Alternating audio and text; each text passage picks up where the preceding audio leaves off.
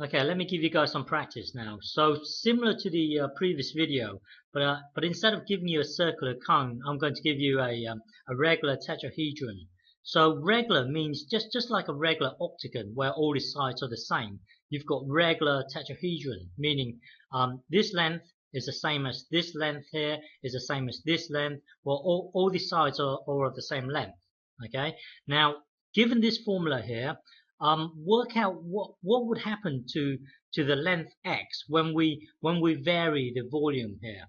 Okay, so now we are changing the volume, and let's see how that will affect the length, how that will affect x.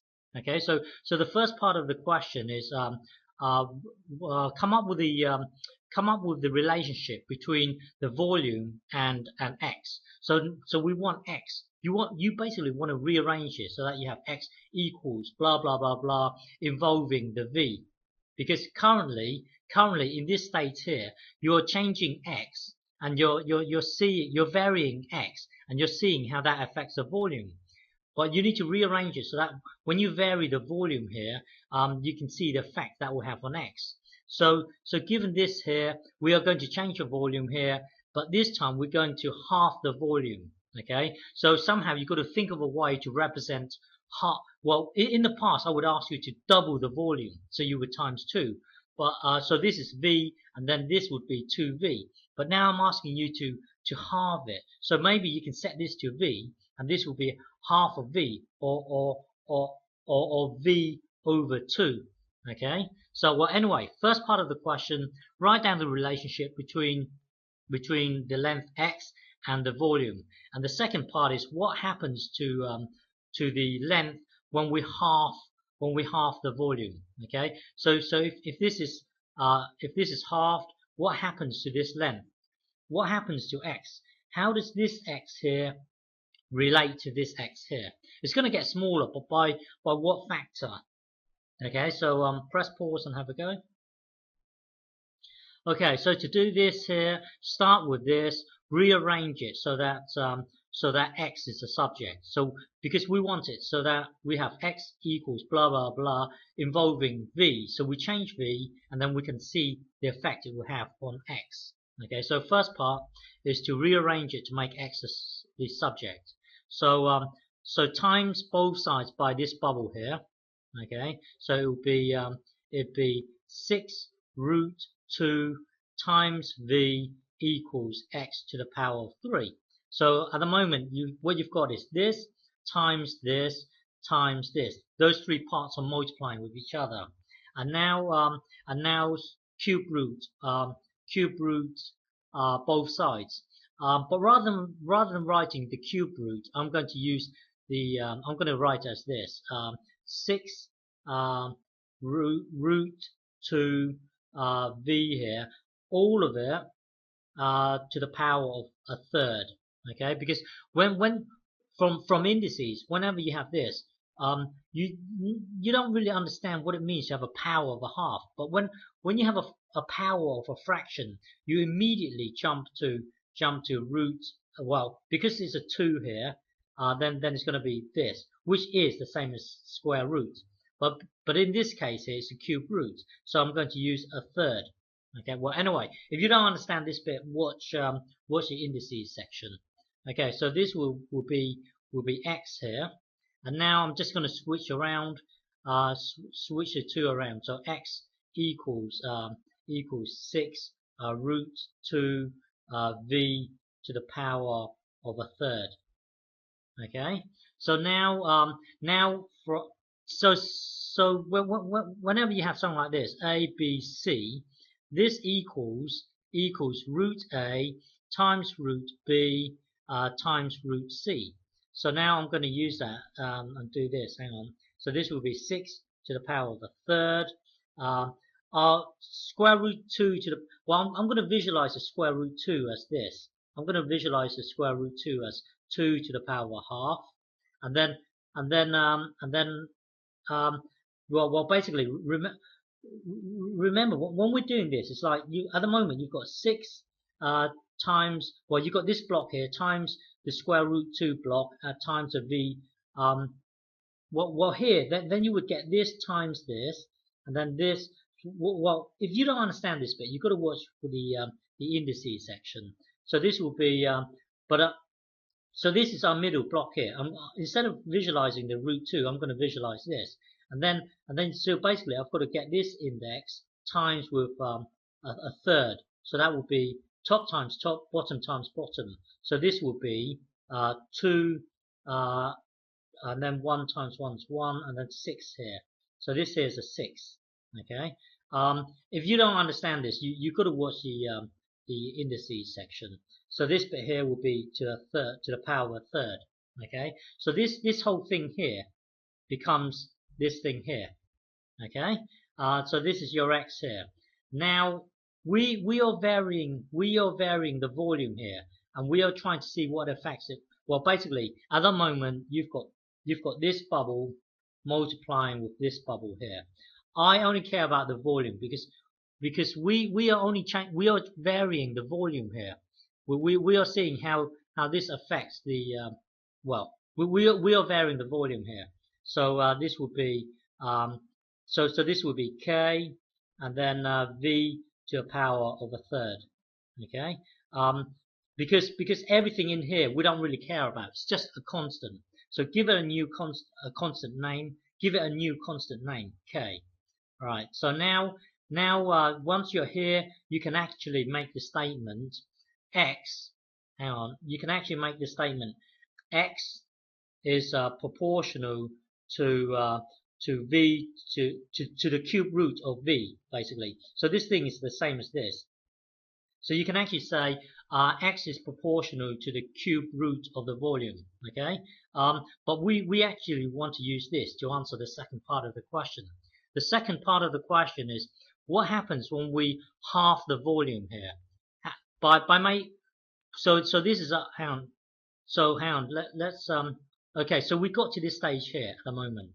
I'm going to clear up everything and just memorize this bit here. X equals k v to the third. So let me just clear up everything. So we came to the conclusion that what was it? X equals k v to the power of a third. Okay.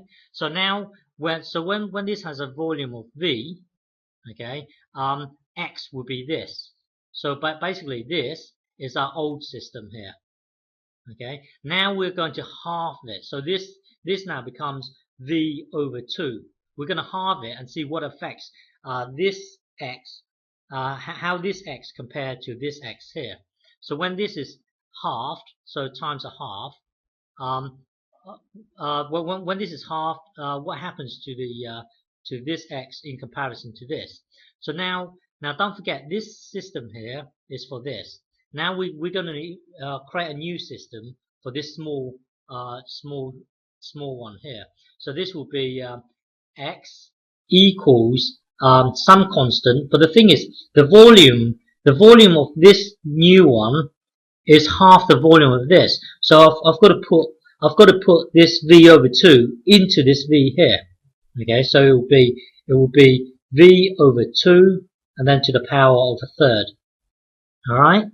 So now I need to rewrite this in terms of the old system. I know it sounds weird, but you see what I mean later on. So from indices, when you have this becomes root a over root b. So I'm just going to have it like this: v to the power of a third over 2 to the power of a third. Okay, and then I can times it. Well, basically I can I want to isolate this bit here, move it out here. Okay. Do I? Hang on, let me think. Hang on, let me think. Oh yeah, sorry. I want to I'm talking gibberish. Sorry, I don't want to move this out. When you are here, you want to rewrite this thing in terms of the old thing. So this here, this is x of our new. Okay, up here is our x of the old. Now we want to write the new in terms of the old. Now this will make sense later on. Look at this. x is this of the old. Okay, so I want to write the new one in terms of this old thing here. Okay, so you see what I mean later on. Hang on. So I can visualize this as this: k times 1 over 2 to the power of a third, and then times v to the power of a third. You see what I mean later on. Hang on. This. So at the moment you've got 3 blocks here. Let's move this out here, and then move the k in the middle. Okay, so this will become, hang on, this will become 1 over 2 to the power of a third times k times v to the power of a third. You see, this here is this here is the value of x for the old system. So look at this here. This is our old system here. Hang on, this is our old system here. Hang on, why isn't my pen working? Okay, this is our old system here. Well, anyway, our old system is kv to the power of a third. And look at this here. Our new system is this. Well, but basically, when you halve it, the scale factor, the value of x for the new will be 1 over 2 to the power of a third of the old system. So basically, jump to your calculator, work this out, and this will give you the scale factor to jump from the well basically what I'm trying to say is that if you half this volume here, this x here, the x from here to here will be multiplied by 1 over what? 1 over 2 to the power of a third. 1 over 2 to the power of a third. Okay, and if you don't believe me, then set up an experiment. So hang on, let me clear this. Set up an experiment like this. Okay, give it a volume, and it could be any number. Let's say 10. You can use 20. You can use 100. Well, if this is 10, this must be 5. And then when this is 10 here, work out x. Okay, and when this is 5 here, work out x here. And then you can see once you've got your x here. My pen isn't working properly. So once you've got your x here, you can use that to find the scale factor from the old x to the new x. Okay, so follow this through here. Hang on. So basically, you set up a system where the volume here is 10 and the volume here is 5. Okay, and then you just follow this through.